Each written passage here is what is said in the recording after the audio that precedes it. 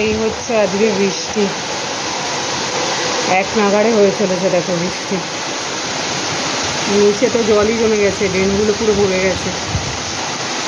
দেখো একটু রাস্তায় বেরোবো ভাবলাম, সেটাও হলো না। দেখো কীভাবে বৃষ্টি হচ্ছে,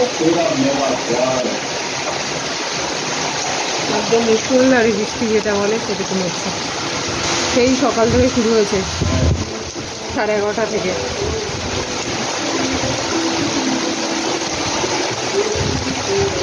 এই বৃষ্টির ঝাপটা দেখেছো, এত মানে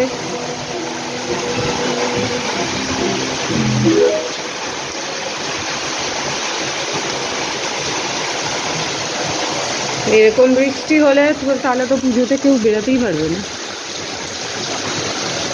এই পুজোর সময় এরকম বৃষ্টি কি করে হবে, বেরাবে কি করে? পুরো অন্ধকার।